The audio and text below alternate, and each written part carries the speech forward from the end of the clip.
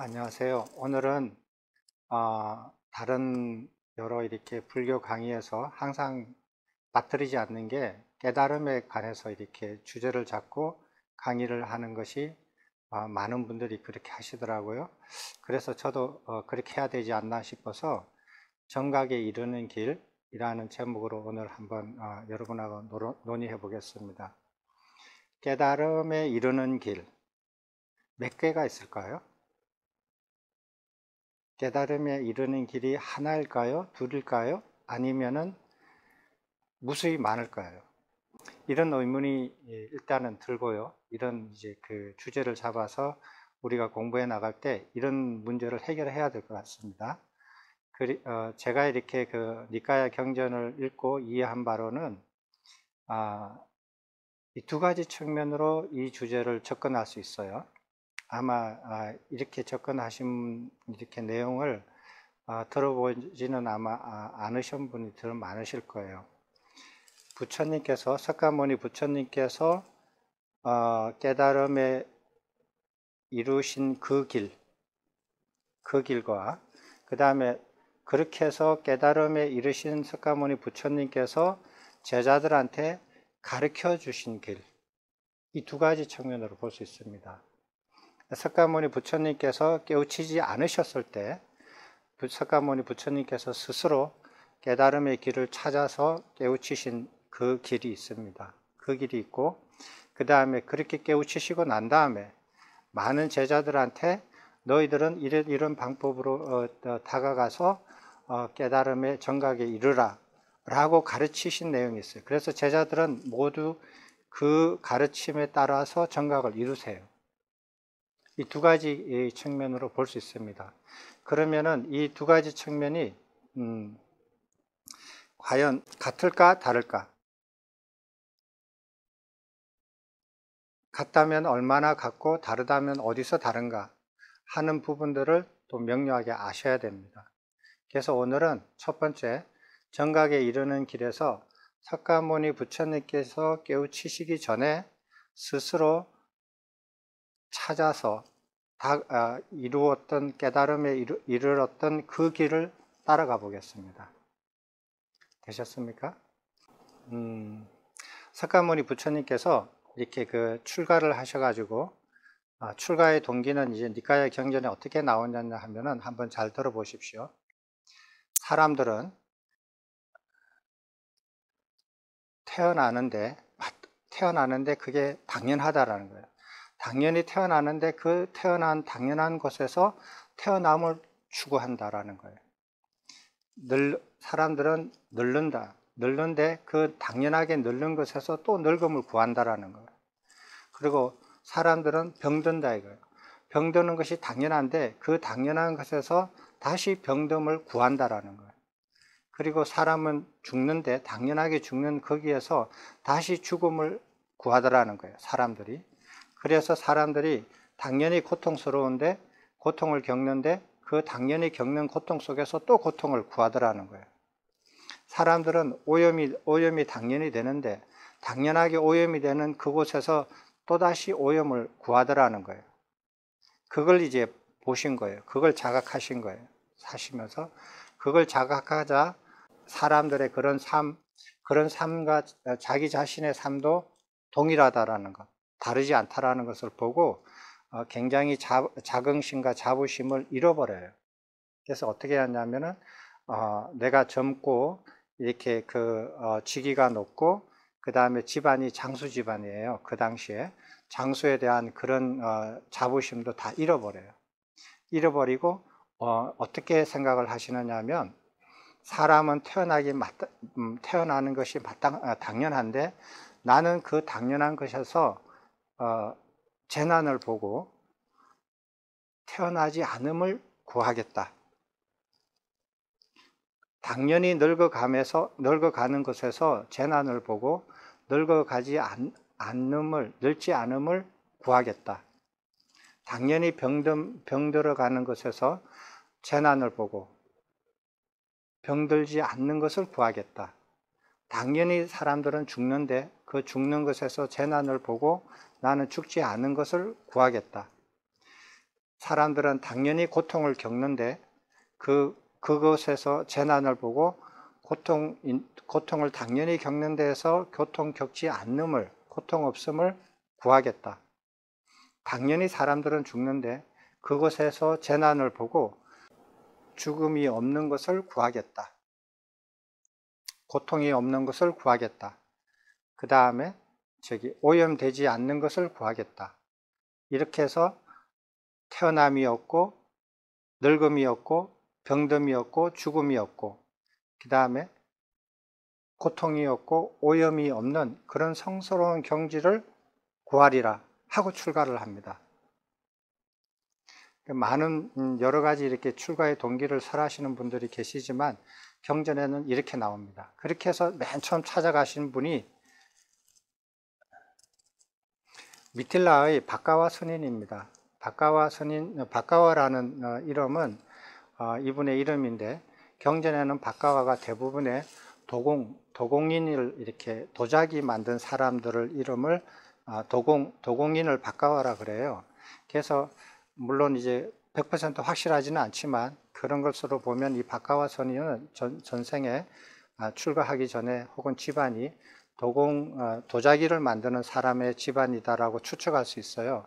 그러니까 신부는 그 서민 그렇게 브라만도 아니고 크샤트리아도 아니고 바이샤 출신으로 이렇게 여겨집니다. 아니면 바이샤보다 더 낮은 단계일 수도 있고요.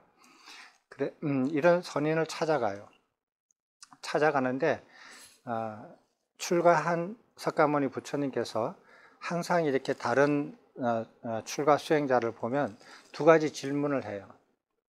존자시여, 존자의 출가의 목적은 무엇입니까? 라고 물어봐요. 그 다음에 존자가 지니시는 법과 율은 무엇입니까? 라고 이렇게 물어봐요. 그래서 그 출가의 목적이 무엇이고 그 출가의 목적에 따라서 어떤 법과 어떤 가르침과 어떤 계율을 지녔는지 항상 배워요. 물어봐요. 직접. 다른 사람한테 듣지 않고 직접 물어봐요. 그래서 이 박가와 스님한테도 가서 여쭙니다. 존자시여, 당신의 출가 목적은 무엇입니까? 그리고 당신이 지니신 법과 율은 무엇입니까? 라고 물어봐요. 그래서 그분이 대답을 합니다. 박가와 스님이 대답을 합니다. 인간은 오염된 인간 세상을 벗어나야 합니다. 인간은 오염되지 않는 천상세계에 태어나야 합니다. 이것이 우리의 출가의 목적입니다. 우리는 다양한 고행들을 행하는 법과 율을 지니고 있습니다. 라고 대답을 합니다. 되셨죠? 그래서 박가와 스님의 밑에서 이제 다른 신입생들과 마찬가지로 거기에서 주어져 있는 것을 하나씩 차례대로 거기서 제공해주는 가르침을 고행을 차례차례 닦아 나갑니다. 닦아 나가는데 예를 들면 어떤 고행을 하느냐 하면 거친 음식을 먹는 고행, 예를 들어 짐승의 똥을 먹는다든지 이런 것도 포함이 돼요. 아주 거친 음식을 먹는다든지 음식의 양을 극도로 작게 먹는다든지 하루에 예를 들어서 콩알 1개를 먹는다든지 이런 거를 일정 기간 동안 그거를 그 1년, 2년 이렇게 하면 사람이 죽죠. 그렇게 죽을 때까지 하지 않고 정해져 있는 일정 기간 동안 그렇게 하는 거예요. 그 다음에 일정 기간 동안에 금식하는 행위, 금식하는 고행, 금식이라는 것은 음식을 전혀 먹지 않는 거예요. 금언하는 거, 말을 하지 않는 거, 그 다음에 숨을 조절하는 거. 숨을 조절하는데 이 숨을 코로 쉬지 않고 숨을 쉬는 방법을 터득을 해서 그런 고행을 하기도 해요. 그 다음에 잠자지 않는 고행, 그 다음에 고통을 일으키는 몸의 자세를 유지하는 고행이에요. 어떤 자세를 취하면 몸이 괴로워요. 그 자세를 이렇게 흐트리지 않고 계속 유지를 하는 거예요. 그래서 자기 스스로 고통을 주는 거예요. 몸의 자세로 인해서. 그 다음에 또 몸에다가 자기 스스로 이렇게 고통을 주는 거예요. 그런 고행. 그 다음에 추위와 더위를 견디는 고행. 그 다음에 갖가지 도구나 기구에 의한 고행. 갖가지 기구나 도구를 사용해 가지고 예를 들어서 이렇게 나무판에다가 못을 박아서 그 위에 누워 있는 거, 이런 식으로 기구와 도구에 의한 고행을 하는데 이런 고행에서 그 고행에서 상중하의 단계가 있어요. 하의 단계, 제일 낮은 단계, 중간 단계, 아주 높은 상해 단계, 그 각종 상중 하해 단계로 나누어서 이런 고행을 합니다. 이런 고행을 하고, 자, 이런 고행을 하고 난 다음에 어느 정도 다 이렇게 웬만큼 다 이제 습득을 했어요. 아마 여기서 이 미틸라에서 출가하신 석가모니 부처님께서는 한 1년 이상을 머물렀을 거라고 생각이 들어요. 이 기록을 보면. 그러면은 거기서 이렇게 질문이 들어요. 자, 사람이 오염이 됐다. 오염이 됐으면 그 결과로서 미래에 고통을 받는다. 고통을 받는 거예요. 그래서 지금 몸으로 내가 고통을 미리 받으면, 그러면 나중에 그 고통을 받게 만드는 오염이 사라진다라는 거예요. 이해됐습니까? 자, 사람이 오염됐어요. 오염됐으니까 인간 세상에 태어났어요. 그럼 이 오염된 것을 원인으로 해서 내가 미래에 고통을 받게 돼요. 고통을 받게 되는데, 지금 이 고통을 내가 지금 받으면, 그러면은 미래에 받을 오염이 사라진다라는 거예요.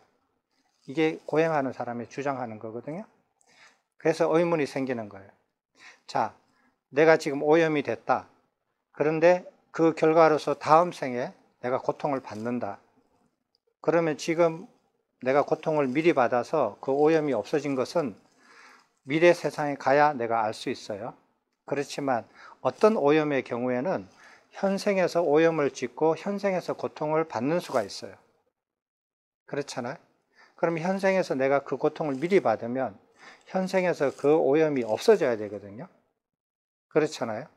그래서 물어봐요. 그러면은 고통을 행하면, 고행을 하면 오염이 없어지는데, 없어지는 그것을 어떻게 보고 알 수 있습니까? 라고 묻는 거예요. 의문이 들잖아요. 해보니까. 과연 내가 수많은 고행을 했는데, 그 고행의 결과로서 내 안에 있는 오염이 과연 사라졌을까 하는 소리예요. 사라진 그것을 어떻게 보고 알 수 있느냐라고 묻는 거예요. 그랬더니 박가와 스님이 그거는 믿음으로 우리는 합니다. 그걸 보고 아는 방법은 죽고 나서 이렇게 미래 세상에 고통 없는 세상으로 태어나는 것을 우리는 믿음으로 그렇게 알고 보고 압니다. 이렇게 대답을 하는 거예요. 그러면은 그것을 믿음으로 한다고 하면은, 그러면은 어떤 사람이 하의 고행만 겪어도 충분히 자기 오염이 다 이렇게 사라질 사람이 그걸 모르고 한다고, 믿음으로만 한다면 하의 고행이 아니라 상의 고행을 닦을 수도 있다는 거 아니에요. 그걸 믿음으로만 하니까. 그래서 그러면은 이렇게 질문을 대답을 해요. 하의 오염을 지은 사람이 부질없이 상의 고행을 하는 경우가 있을 것입니다. 이렇게 해요. 그렇잖아요. 자기가 고행을 하는데 그게 오염이 사라지는 것을 보고 알지 못하고 고행만 무작정 한다면 아주 낮은 단계의 오염을 지은 사람이 부질없이, 쓸데없이 상의 고행을 하는 경우가 있지 않겠느냐, 이렇게 지적을 하는 거예요. 그 말은 맞는 말이죠. 대답을 못하죠. 그래서 이곳을 떠납니다. 이곳을 떠나서 어디를 찾아가냐면 웨살리의 알랄라 깔라마라는 스승을 찾아갑니다. 이분은 나이가 이 당시에 약 120세 되는 아주 이렇게 오래된 수행자로서 아주 유명했던 분 같아요. 이제 이분한테 가서도 똑같이 이렇게 여쭤봅니다. 이분은 다른 니카야 경전에는 안 나왔지만 다른 이렇게 문헌을 보면 16살에 출가해 가지고 120살까지 수행을 하신 분이에요. 그래서 이제 이분한테 가니까 아까 전에 처음에 두 가지 질문을 항상 한다 그랬잖아요. 존자시여, 존자의 출가의 목적은 무엇입니까? 두 번째, 존자가 지니시는 법과 율은 무엇입니까? 이렇게 물어봤어요. 여기서 추가로 하나 더 물어봐요, 이제. 뭐를 물어봤냐면 존자께서 지닌 법과 율에 따라 선정을 닦아 성취하면 어떻게 보고 알 수 있느냐. 선정을 이렇게 당신이 가르치는 선정을 내가 닦았는데 그것을 어떻게 보고 알 수 있느냐. 나는 보고 알기를 원한다는 거예요. 그냥 믿음을 가지고 그냥 무조건 하지 않겠다라는 거예요. 그걸 보고 알 수 있는 그런 가르침이냐 아니냐는 것을 처음부터 확인을 하는 거예요. 그랬더니 이 알랄라 깔라마가 말씀하십니다. 이 법에 대해서 지혜가 있는 사람이라면, 지혜라는 게 어려운 게 아니에요. 이 법에 대해서 배움이 있는 사람이라면 이런 소리예요. 알미 있는 사람이라면 이런 소리예요. 괜히 그냥 지혜라는 단어에 주눅 드시면 안 돼요. 이 법에, 내가 가르치는 이 선정에 대해서 배움이 있는 사람이라면 누구든지 내 밑에 와서 배우면 이 소리예요. 배우면 오래지 않아 자기 스승과 동등한 법을 실현하고 정득할 수 있으며 그 법을 스스로의 지혜로 보고 알 수 있다. 그런 가르침이다. 라고 얘기를 해요. 좋다. 그럼 한번 해보겠다. 왜? 배워서 정득하면은 내 스스로 보고 알 수 있다라고 하니까, 내 스스로 확인할 수 있다니까 좋다. 그러면은 하겠다. 그래서 여기서 이렇게 초보자들이, 입문자들이 제공해주는 모든 것들을 다 공부를 해요.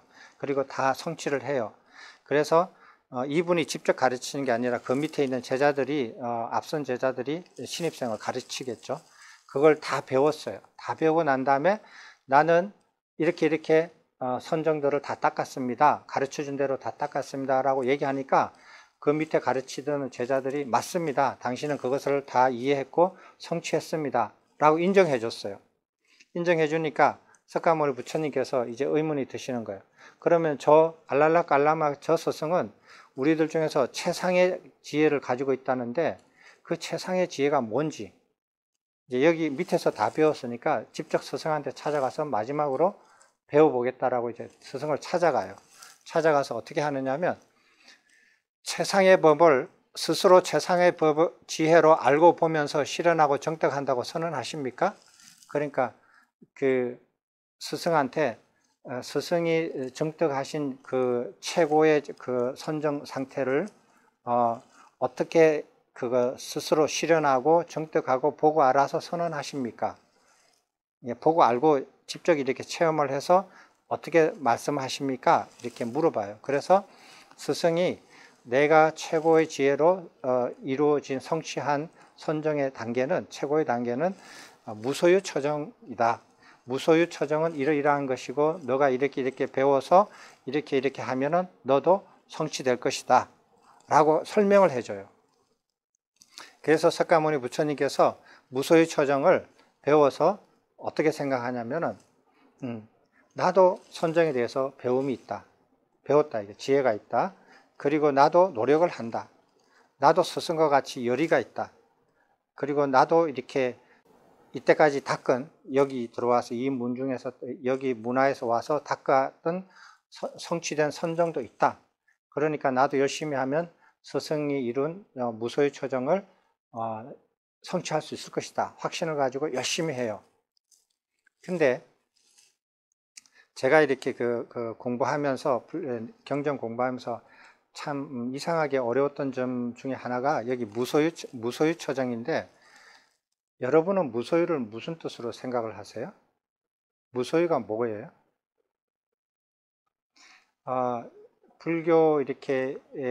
불교계에 무소유라는 이렇게 말을 아주 유명하신 스님이 계셔요. 그리고 책도 무소유라는 책을 냈어요. 그래서 저도 거기에 대해서 상당히 이렇게 감명을 받고 그 무소유라는 생각을 많이 이렇게 받아들였어요. 그런데 그 개념의 무소유하고 여기에 말하는 무소유하고는 전혀 내용이 안 맞는 거예요. 아무리 이해하려고 해도. 그래서 내 생각엔 이게 왜 이런가. 그래서 제가 기존에 가지고 있던 불교계의 무소유라는 말이 잘못됐다라는 걸 이해를 했어요. 그것을 깨닫고 그 잘못된 무소유라는 단어의 개념을 버리는데 굉장히 시간이 많이 걸렸어요. 그래서 사람들은 일반적으로 말을 하면 무소유라는 것은 소유하지 않는다? 소유가 없다? 이런 뜻이죠. 그죠? 소유하지 않는다. 이렇게 생각하는데, 그렇게 해가지고는 이 선정을 이해를 못해요. 무소유는 말 그대로 없을 무자에다가 바소자에다가 있을 유자예요. 어떻게 해석을 해야 되냐면 있는 바가 없는 거다. 이런 거예요. 있는 바가 없다. 이게 무슨 소리냐면은 공무변처정, 식무변처정, 그 다음에 무소유처정 이렇게 되거든요.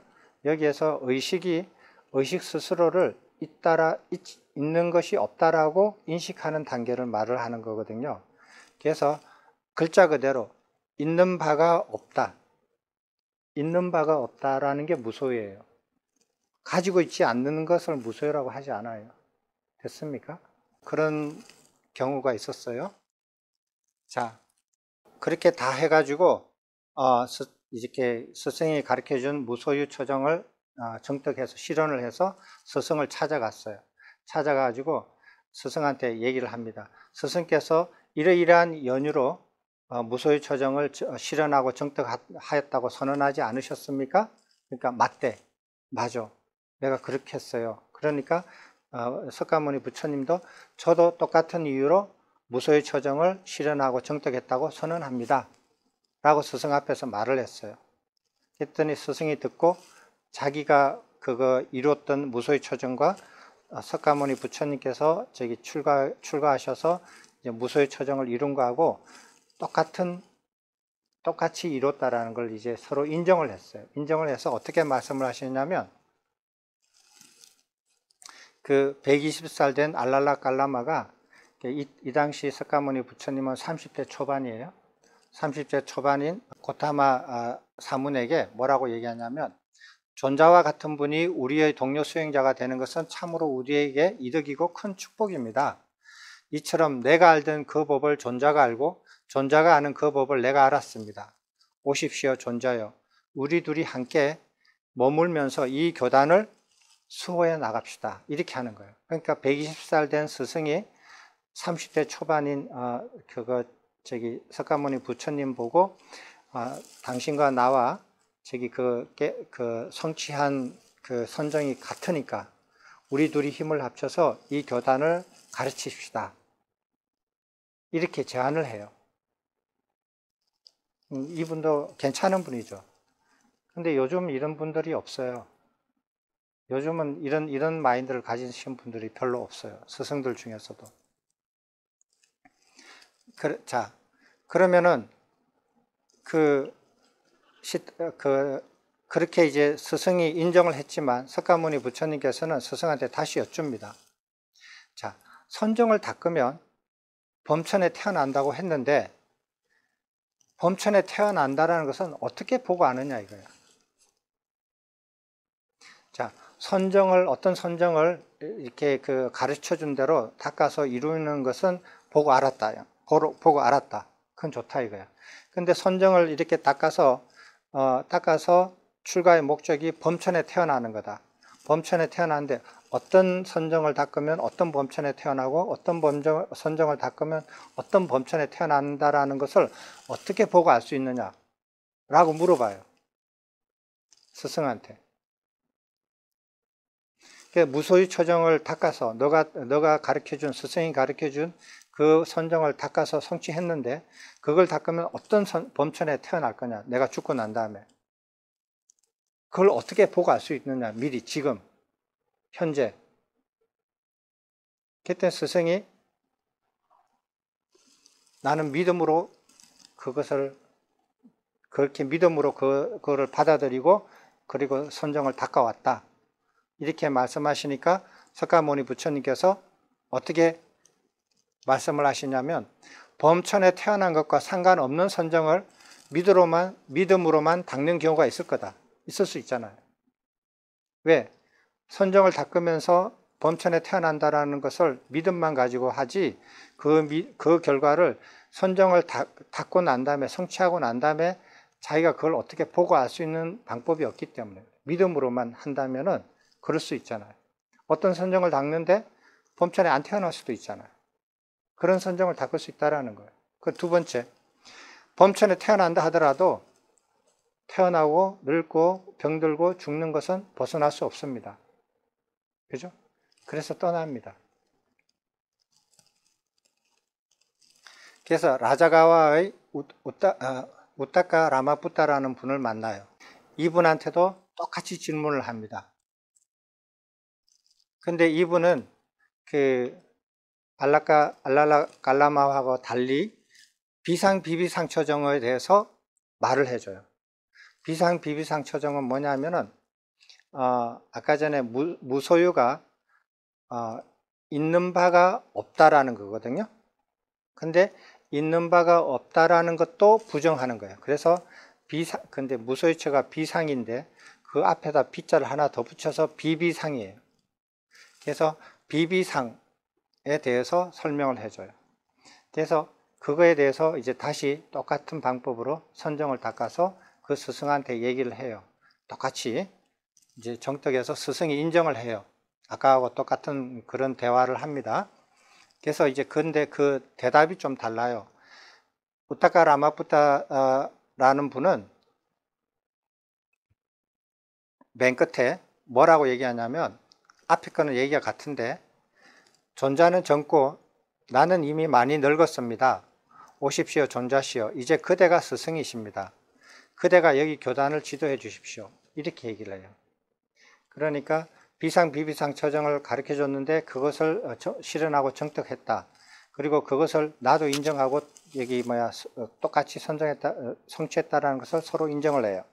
서로 인정하니까 뭐라고 얘기하냐면 나는 늙었다 이거예요. 나는 늙고 당신은 젊다 이거예요. 30대 초반이니까. 그러니까 당신이 여기 교단의 스승으로 이 교단을 이끌어 주십시오. 라고 얘기를 해요. 이 스승은. 그런데 제안이 조금 다르죠. 한 단계 조금 더 올랐죠. 그런데 똑같은 이유로서 스승에게 물어봐요. 선정을 닦으면 선정의 가위로 범천에 태어나는데 그 범천에 태어나는 것을 지금 어떻게 보고 알 수 있느냐. 그래서 이분도 지금 그것을 보고 알 수 있는 방법은 없다. 나는 대대로 전통적으로 그런 믿음을 가지고 이때까지 닦아왔다. 그리고 내가 죽으면 범천에 태어난다라는 건 확신을 가지고 믿음을 가지고 지금까지 살아왔고 그 전에 있던 내 스승도 그 믿음으로 나한테 가르쳐 줬다. 이 전통은 굉장히 오래된 전통이다. 그렇게 얘기를 해요. 똑같은 이유로 범천에 태어난다 하더라도 윤회는 벗어나지 못하며 범천에 태어난 것과 상관없는 선정을 믿음으로 닦을 수도 있다는 거예요. 그걸 어떻게 알 수 있겠느냐. 지금 그것을 보고 알지 못한다면 여기에 머무를 필요 없다라고 다시 떠납니다. 그 라자가에서 인도 그 당시에 있는 모든 이렇게 그 지역에서 오는 출가 수행자들하고 이렇게 탐문을 해요. 당신의 스승은 누구십니까? 무엇을 어떤 출가의 목적을 가지고 어떤 법과 유를 배우셨습니까? 라고 다 물어봐요. 물어보고 탐문을 하고 이렇게 알아봤는데 이제 더 이상 이렇게 어디 가서 스승을 찾아서 공부해 볼 만한 그런 스승이 안 계신다라는 걸 이제 알았어요. 그래서 어떻게 하냐면 이제 홀로 이제 수행을 해야겠다. 홀로 닦아야겠다. 라고 생각해서 아주 강변에 이렇게 조용하고 아름다운 강변에 주변이 조용하고 그런 우루웰라의 지역에 있는 그런 어떤 조그마한 마을의 장군촌이라고 이렇게 번역을 하는 그런 마을의 강변에다가 이렇게 자리를 잡고 이제 거기서 고행을 해요. 왜 고행을 하느냐면 스승이 가르쳐 준 것 최고의 그 교단에서 최고로 가르쳐 준 것을 다 마스터를 다 하고 인정을 받았는데 고행만은 자기가 몇 개를 빠뜨렸거든요. 몇 개의 고행에서 제일 높은 상의 고행을 하지 않은 것들이 몇 개 있어요. 그걸 안 했으니까 대부분의 고행은 다 마스터를 했지만 그렇지만은 거기에서 아주 어려운 몇 개는 그걸 해볼 필요를 못 느끼고 떠나왔거든요.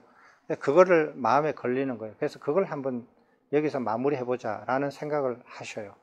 그래서 거기서 아주 이렇게 네 가지 굉장히 어려운 그런 이제 이것도 상해 단계, 하해 단계도 아니고 중해 단계도 아니고 상해 단계로서 이 네 가지를 합니다. 이게 뭐냐면 마음으로 마음을 제압해서 마음을 항복시키는 거예요. 몸과 마음을 항복시키는 거예요. 그래서 여러분이 마음이 마음대로 잘 안 되잖아요. 그런데 마음이 그렇게 마음대로 잘 안 되는 그 마음을 마음으로서, 다른 것이 아니라 자기 자신의 마음으로서 완전히 제압하는 그런 훈련을 해요. 온몸에 땀이 나고 마음이 마음대로 안 되는 그런 부분을 마음으로 이렇게 제압하고 억제하니까 몸에서 땀이 나고 막 이렇게 어려운 이렇게 수행을 해요. 이 고행을 이제 완성시키고 난 다음에 숨을 쉬지 않는 고행을 해요. 코와 입으로 숨을 쉬지 않는 고행을 해요. 그걸 딱 막아버리고 피부로, 머리로 이렇게 숨을 쉬는 그런 고행을 해요. 이것도 굉장히 어렵고 힘들고 고통스러운 고행이거든요. 그 다음에 세 번째, 이걸 완성시키고 난 다음에 세 번째 하는 고통은 아주 적은 음식만 먹는 고행이에요.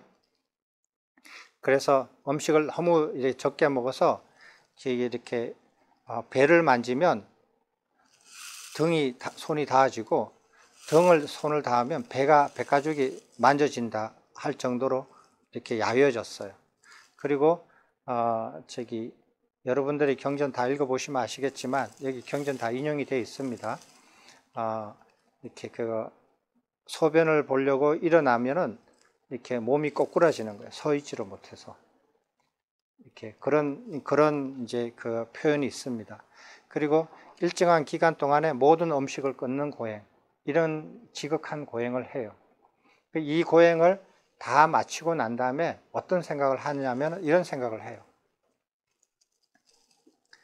과거에 어떤 고행자들도 어떠한 격렬하고 괴롭고 혹독하고 사무치고 호된 고행을 하더라도 지금 내가 한 것보다 더 하지는 않을 거다 라고 아세요. 그리고 미래에 어떤 고행자도 아무리 지극한 고행을 하더라도 지금 내가 한 것보다 더 지극하지는 않을 거다라고 생각을 해요. 그리고 현재에 어떤 고행자도 아무리 지극한 고행을 하더라도 지금 내가 한 것보다는 더 지극하게 할 수 없을 거다라는 생각을 해요. 그러나 나는 이러한 지극한 고행으로도 인간의 법을 초월하였고 성스러운 경지를 정득하지 못하였다. 그래서 회의를 해요.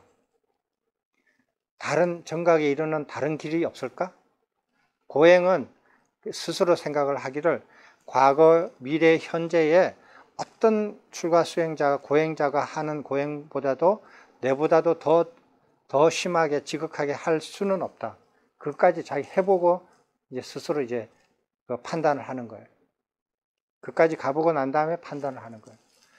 이렇게까지 고행을 했는데 고행을 함으로 인해서 내가 출가의 목적을 가까이 가는 혹은 이룰 수 있는 어떤 가능성마저도 안 보이고 아무것도 안 보이는 거예요. 그래서 혼자 생각을 하기를 이 방법은 아니다. 정각을 이루는 어떤 다른 방법이 없을까? 라고 생각을 해요. 됐습니까? 자, 정각을 이때 이런 생각을 하는데 이게 오늘 이렇게 강의 중에서 제일 재미있는 강의고 여러분들 잘 이렇게 어디서 경전 아니면 어디서 들어보지 못한 이렇게 내용이에요. 세 가지 나무 토막의 비유라는 거를 생각이 문득 올라요. 이렇게 회의하고 있는데 이제 이 세 가지 비유가 떠오릅니다. 그래서 경전에 석가모니 부처님께서 어떻게 표현하셨냐면 내가 이전에 어디에서도 보거나 듣거나 한 적이 없는 그런 비유가 문득 떠올랐다. 이렇게 표현을 하셔요. 이게 뭐냐 하면은 자, 나무 토막이 있어요. 나무 토막이 있는데 물 위에나 물 속에 오래 있었다 이거예요. 오래 있어가지고 겉도 젖고 속도 다 젖었다 이거예요. 그런 나무 토막이 있어요. 근데 그거를 사람이 건져가지고 부시막대 알죠?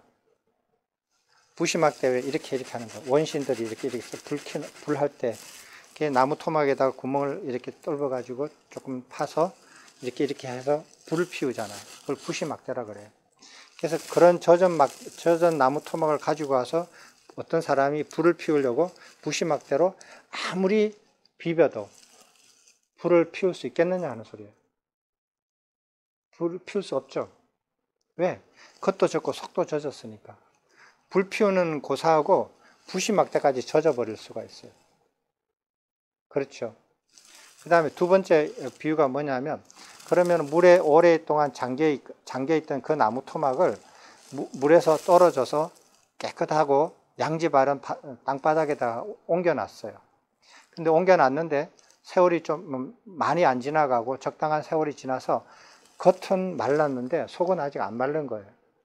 그런 나무 토막을 가지고 어떤 사람이 부시막대로 불을 피우려고 하는 게 가능하겠느냐는 소리예요.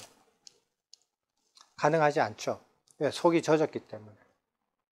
그런데 세 번째 비유는 뭐냐면, 그 물 위에나 물 속에 있던 그 나무 토막을 이렇게 멀리 떨어져 있는 양지 바른 땅바닥 위에다가 올려놨는데 아주 오래됐다 이거예요. 그래가지고 겉도 말랐고 속도 바싹 말랐고 물기가 하나도 없을 정도로 바싹 말라 있는 나무 토막이 있다. 그 나무 토막을 가지고 부시막대로 해서 불을 피우려고 하면 이거는 불이 피워질 수 있다. 그런데 이때 불을 피우기 위해서 기울여야 하는 노력은 그렇게 지극하지 않아도 된다. 그냥 조금만 이렇게 하면 된다라는 거예요. 적당히만. 막 그냥 젖은 막대에다가 나무 토막에다가 불을 지피려고 그 애를 썼던 거에 그 절반도 안 해도 된다는 거예요. 조금만 해도 불이 난다라는 거예요. 이런 비유를 이제 생각을 이렇게 문득 떠오르는 거예요. 이해됐죠?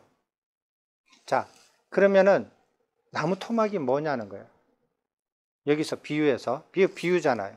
나무 토막은 사람이에요. 사람이고, 물은 뭐냐면 이것은 늪이에요. 늪. 사람들이 늪 속에 갇혀 있어요. 우리가 이렇게 그 바다에나 물 속에 있는 그거 이렇게 어류들이, 그거는 자기의 그 삶 속에서 늘 태어날 때부터 죽을 때까지 물 속에서 살다가 물 속에서 태어나고 살다가 죽잖아요. 그러니까 물은 자기들한테 굉장히 이렇게 안식처가 되는 것이지. 그렇지만 물 바깥에 있는 사람의 입장에서 보면 물에 들어가면 위험하잖아요. 그러니까 그게 편안한 곳이 아니죠. 그와 같이 사람이 이렇게 늪 속에 빠져 있어요. 늪 속에 빠져 있는데 그것이 그 늪 속에서 태어나고 그 늪 속에서 늙다가 그 늪 속에서 병들다가 그 늪 속에서 죽어요.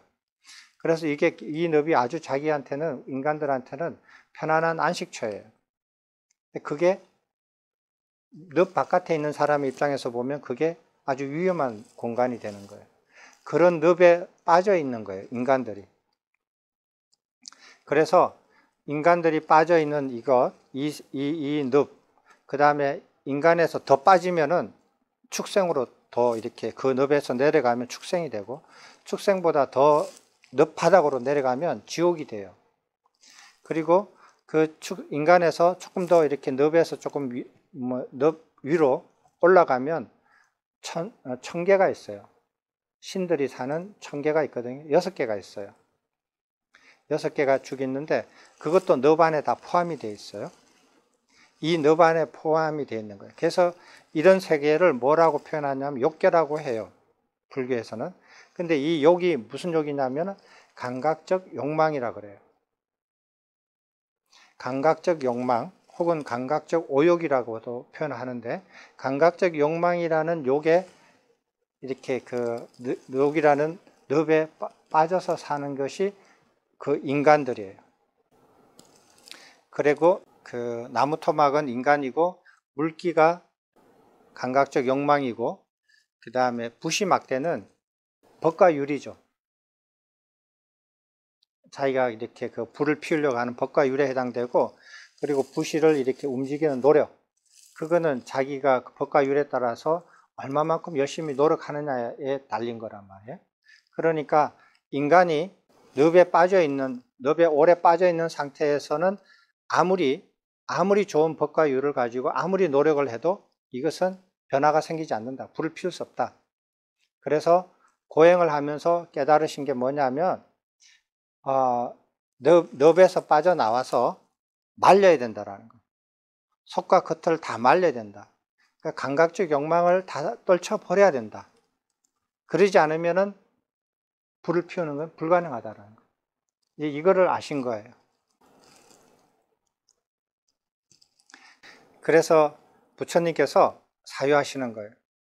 감각적 욕망을 떨쳐버리는 그런 가르침, 그런 경험이 내한테 있을까? 라고 사유를 해요. 그래서 그 자리에서 뭐를 생각하냐면 지금 현재 시점에서 과거로 쫙 이렇게 그 사유를 하기 시작해요. 자기 인생에서 사유를 하면서 뭐든지 배웠던 거, 들었던 거, 그 다음에 뭐 스스로 경험했던 것, 그런 모든 것을 다 점검해요. 여러분들도 아마 그런 경험이 있을는지 몰라요. 저도 그런 경험이 있었거든요. 그래서 지금부터 시작해서 역순으로, 시간의 역순으로 내가 듣고 생각하고 읽었고 배웠고 경험했던 모든 것을 점검하는 거예요. 무슨 관점으로? 감각적 욕망을 떨쳐버리는 관점에서. 어떻게 떨쳐버릴 수 있을까라는 관점에서 쭉 이렇게 뒤로 내려가요. 그런데 출가해가지고 여기저기서 배우고 들은 법과 율에 대해서는 그런 게 없었어요. 그래서 계속 내려가요. 그리고 태자 교육을 받았을 때의 모든 그 배움에 대해서 종교적 지식도 배웠을 텐데 그때도 그런 걸 배운 적 기억이 없어요.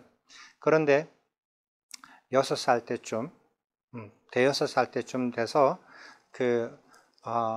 이런 경험을 해내요. 어릴 적 부왕께서 농경제 의식을 거행할 때 어떤 나무 아래 홀로 앉아서 경험하였던 선정이 기억나는 거예요.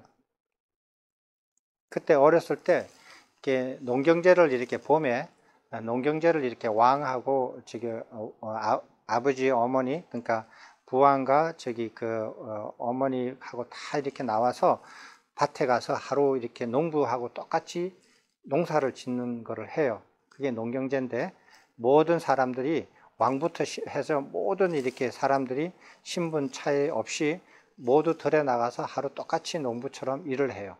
그 해의 농사의 풍년을 기원하면서 이런 농경제 제도가 있었는데 그때 이제 처음으로 어린 석가모니 부처님을 처음으로 궁 바깥에 나가서 바깥에 세상의 사람들한테 알려주고 그 다음에 세상 구경을 시켜주는데 궁 바깥으로 데리고 나가요. 그러나 그 행사가 아주 번잡해서 태자를 그 천막에다가 쳐놓고 혼자 내버려둬요. 왜냐하면 왕도 바깥에 나가서 이렇게 그 흙일을 하는데 그 밑에 사람들이 흙일을 안 하고 가만히 앉아 있을 수가 없는 거예요. 그래서 왕자를 돌보는 시녀하고 그 밑에서 돌보는 사람들도 다 바깥에 나가서 일을 해야만 돼요. 누구든지 왕이 솔선수범하니까. 그래서 왕자가 혼자 남겨지게 됐는데 혼자 남겨지면서 그 나무 아래서 선정에 들어요. 근데 이 선정을 이렇게 이제 어떻게 대여섯 살뿐이 안 된 애가 선정을 드느냐? 출가해가지고 몇십 년도 이렇게 한 사람도 모르는 것을 그렇게 이제 그런 의문이 드실 거예요. 그런 의문이 드는 것은 좀 더 공부를 하시면 석가모니 부처님의 전생을 쭉 다 공부를 하시면 그게 이해가 돼요. 전생에 훈습된 것이 사람이 이렇게 태어나잖아요. 그러면은 태어나서 전생의 그 기억들을 가지고 있다가 이렇게 여기가 굳어지면서 그게 없어져요. 없어지다가 그 인간으로 태어나서 나이가 어느 정도 들고 인간으로서 생존해야 되는 지식과 기술 같은 걸 습득하기 시작하면서부터 전생의 그 흔적들이 굉장히 많이 없어지거든요. 근데 이제 아직 이렇게 학교에 가서 공부를 배우기 직전이고, 그래서 이렇게 전생의 훈습이 드러나는 거예요. 그 순간에. 그래서 그 순간에 선정에 들어요. 선정에 들었는데 그 선정 상태가 어땠느냐고 이렇게 체험을 기억해내느냐면 그 선정에서는 감각적 욕망을 멀리 떨쳐버리고 안으로 감각적 욕망에 대한 가래를 잘 제거하고 가라앉혔으므로 혹시 그것이 정각에 이르는 길이지 않을까? 라고 생각하는 거예요. 그때 선정의 기억에 의하면은 감각적 욕망이 없었던 거예요. 감각적 욕망이 없었고 안으로 감각적 욕망에 대한 가래도 없었고 없은 상태였거든요. 그래서 그것이 정각에 이르는 길이지 않을까라고 생각했는데 그 즉시 스스로 생각에 답이 나왔어요. 이것이 정각에 이르는 길이다 라는 생각이 답변이 스스로한테 즉각 나온 거예요. 찾았죠. 어떻게 생각하냐면 그때 선정을 이렇게 그 어릴 때 선정을 닦으면서 뭐를 느꼈느냐면 기쁨과 행복을 느껴요. 어릴 때 조용하게 이렇게 나무 밑에서 아무도 없어서 전생의 훈습으로 선정을 닦는데 갑자기 기쁨과 행복이 막 느껴지는 거예요, 애가. 그래서 어떻게 생각하느냐면 내가 왜 기쁨과 행복에 탐닉하지? 라고 생각을 해서 그것을 멀리 합니다. 멀리 해요. 그 이후로. 그래서 지금 와서 생각하니까 감각적 욕망과도 상관없고 감각적 욕망에 대한 가래와도 상관없고 감각적 욕망을 떨쳐버렸기 때문에 생기는 기쁨과 행복을 왜 나는 멀리 했을까? 그걸 두려워하고 멀리 했을까? 라고 지금 와서 생각하니까 자책이 되는 거예요. 그래서 나는 그 행복과 기쁨을 멀리하지 않으리라 라고 생각을 해요. 이해되셨습니까? 그렇게 하면서 감각적 욕망을 떨쳐버리는 것을 이렇게 이제 하기 위해서 어떻게 하느냐 하면은 이 두 가지 사유라는 경에 보면 이게 나와요. 그래서 부처님께서 어떻게 생각하냐면 그 당시 내 사유를 두 부분으로 딱 나누는 거예요. 감각적 욕망에 관련되어 있는 사유, 감각적 욕망을 벗어남에 관련된 사유, 벗어남 딱 두 개로 나눠요. 나눠놓고 감각적 욕망과 관련되어 있는 사유가 나잖아요. 생각이 나잖아요. 그럼 이것은 감각적 욕망에 관련된 사유다라고 생각해서 그것을 반드시 없애버려요. 아까 전에 마음을 마음으로 제압하는 고행을 했잖아요. 그런 걸 한 사람이니까 어떤 내 생각에서 어떤 생각이 나오면 그 생각을 완전히 제어하고 통제하고 없애버려요. 그래서 감각적 욕망에 관련되어 있는 사유가 나오는 쪽쪽이 없애버려요. 그랬더니 감각적 욕망에 관련된 사유가 생각이 잘 안 난다라는 거예요. 그래서 이제 감각적 욕망을 벗어남에 관련되어 있는 사유, 그거를 해요. 그거를 계속 지속시켜요. 유지시켜요. 감각적 욕망에 관련된 사유를 무조건 없애버리고 나니까 없어진 상태를 계속 유지하는 거예요. 그래서 이 경전에 19번 경전에 보시면 그래서 그걸 유지를 해요. 유지를 하면서 이제 어떻게 생각을 하느냐면은 감각적 욕망을 벗어난 상태를 계속 유지를 하는데 그것을 너무 거듭 생각하고 거듭 고찰을 하고 관찰을 하면 몸이 피곤해진다. 몸이 피곤해지니까 마음이 또 들뜨게 되고 산란해지니까 그것을 이제 거듭 생각하지 않고 거듭 관찰하지 않고 그냥 마음을 없는 상태를 마음을 고요하게 하면서 그걸 유지시켜요. 계속 마음을 안정시키고 가다듬으면서 감각적 욕망에 관련된 모든 사유를 다 제거하고 감각적 욕망을 벗어남에 관련되어 있는 사유만을 계속 유지시키는 거예요. 그 상태를 유지시켰더니 뭐가 생기느냐 하면은 기쁨과 행복이 생기는데 이 기쁨과 행복은 왜 생기느냐 하면 감각적 욕망을 완전히 떨쳐버리고 불선법을 완전히 떨쳐버림에 의해서 생긴 거예요. 그것을 이생희락이라 그래요. 이생희락을 이제 나오는 거예요. 근데 그 기쁨과 행복이 나오는 것을 거부하거나 멀리하지 않아요. 어렸을 때처럼. 왜? 이거는 감각적 욕망에 관계없이 감각적 욕망을 오히려 떨쳐버림으로 해서 생긴 것 때문에 그래서 그 기쁨과 행복을 유지를 해요. 그게 초선정에 들어가는 거예요. 근데 이 기쁨과 행복에서 만족하지 않고 이것을 버리고 정생희락으로 가요. 그게 제2선정을 성취를 하는 거고, 정생희락을 버리고 이희묘락지로 가요. 그게 제3선정을 성취를 하는 것이고, 이희묘락지를 버리고 사념청정지를 들어가요. 그게 제4선정을 성취하는 거예요. 제4선정을 성취하고 난 다음에 부처님께서 삼명을 이렇게 이루세요. 삼명을 이루시는데 초경에 승명통을 이렇게 성취하시고, 이경에 천안통을 성취하시고, 삼경에 누진통을 성취하시면서 깨달음을 완전히 성취하시게 돼요. 이게 석가모니 부처님께서 깨우치시기 전에 깨달음을 이루지 못한 석가모니 부처님께서 깨달음에 이르는 그 길을 따라간 거예요. 석가모니 부처님은 이 방법대로 깨우침을 닦으셨어요. 깨우침을 이루셨어요. 그러면은 다음 시간에는 그러면 이렇게 깨달음에 이르신 석가모니 부처님께서 제자들한테는 어떻게 가르쳤나? 그거에 대해서 한번 논의를 시작해 볼 수 있겠습니다. 이것으로 마치겠습니다.